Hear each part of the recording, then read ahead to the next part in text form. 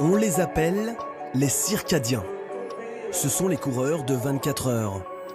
Ici, à Albi, 45 nations ont fait le déplacement pour ce championnat du monde de la discipline. 400 athlètes, dont un Français, Éric Lavry, que nous avons suivi jour et nuit.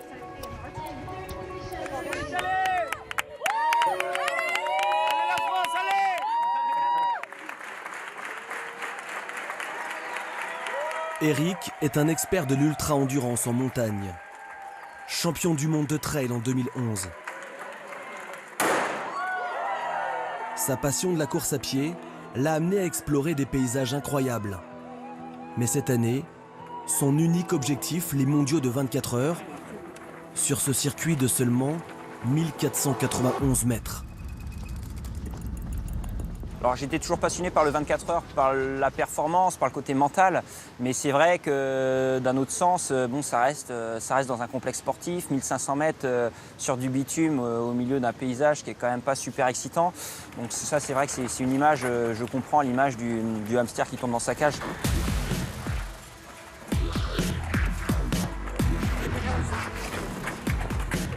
Sur des ultras, je pense qu'il y a toujours des moments difficiles. C'est vrai que l'année dernière, j'avais particulièrement souffert. Alors j'étais parti sur ces allures-là. J'avais absolument pas fait de travail spécifique 24 heures. Il faut savoir que moi, je ne courais exclusivement que sur du chemin. Là, ce n'est que du bitume, hormis les 400 mètres de piste. Donc on a 1100 mètres de bitume à chaque tour. Et ça génère une fatigue musculaire vraiment importante dont moi, je n'étais pas préparé. Cette année, j'ai tout ciblé là-dessus. Je me suis exclusivement, ou en tout cas majoritairement préparé sur du bitume. Champion de France de 24 heures pour sa première expérience l'an passé. Cette fois, l'approche est plus scientifique avec un passage à l'hôpital de Toulouse, 3 mois avant le départ, afin de déterminer le plus précisément possible son allure de course. C'est quelque chose de nouveau, c'est-à-dire dans l'ultra-trail, qui est la discipline de base d'Éric, on travaille en intensité d'effort et pas en vitesse. Et là, maintenant, on travaille aussi en vitesse qu'on relie à l'intensité. Donc on a besoin d'avoir des données vraiment objectives sur sa préparation. Allez, pousse, relâche. Allez, allez, allez, à fond. Go. C'est toujours intéressant d'avoir une approche scientifique, mais c'est aussi pour mieux aider l'athlète à se préparer, pour prévenir les blessures, pour mieux récupérer. Voilà. C'est une approche qui pour nous est indispensable.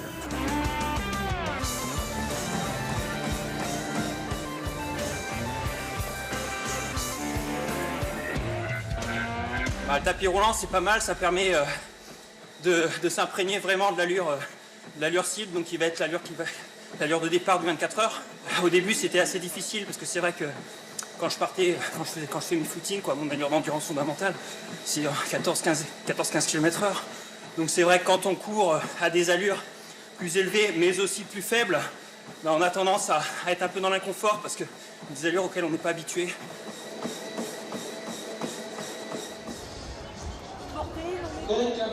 Retour à Albi, Éric est premier au classement provisoire. Son allure moyenne est de 13,5 km/h. Premier marathon à Valais en 3h06. Comment ça va, Éric? Ça va bien, toujours au même rythme pour l'instant. Donc voilà, on va essayer de rester concentré sur cette allure-là le plus longtemps possible. Mais ça va.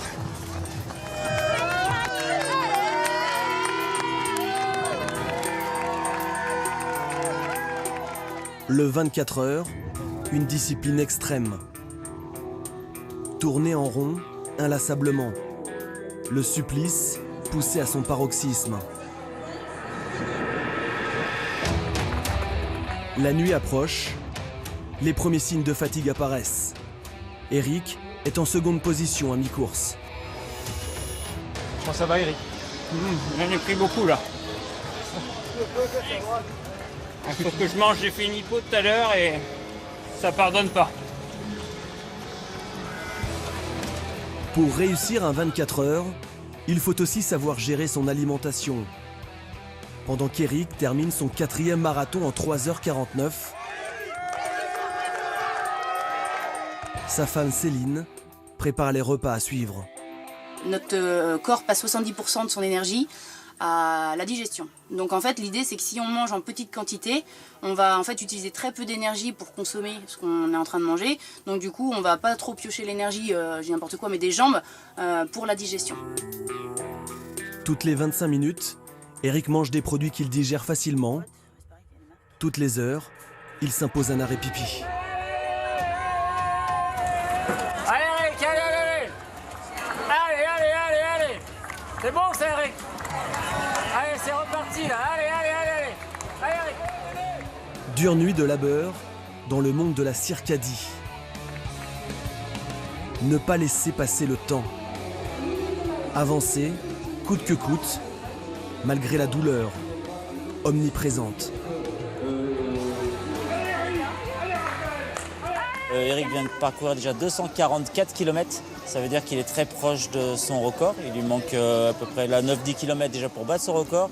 Et il est toujours sur les bases du record de France. Mais pour ça, il va falloir qu'il court encore à 9 km à l'heure pendant les 3 dernières heures qui restent. Alors ça paraît simple, mais ça va être un peu compliqué parce qu'il y a quand même des pauses pour s'alimenter là. Et c'est vraiment très très dur après pratiquement bientôt 6 marathons de parcourus. Donc ça devient très difficile. Finalement, Eric réalise 272 km et 217 mètres, l'équivalent de 6 marathons et d'un 20 km à la vitesse moyenne hallucinante de 11,34 km/h, arrêt compris. Il termine 4e de ces mondiaux et signe le nouveau record de France de la discipline.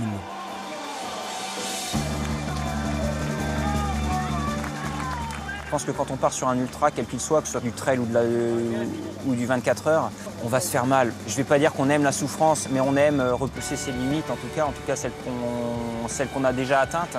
On aime aller toujours plus loin, on se fait fatalement mal. Donc voilà, il faut s'accrocher pendant 24 heures jusqu'à la dernière seconde et on sait que quand la dernière seconde sera passée, on aura tout le temps pour récupérer.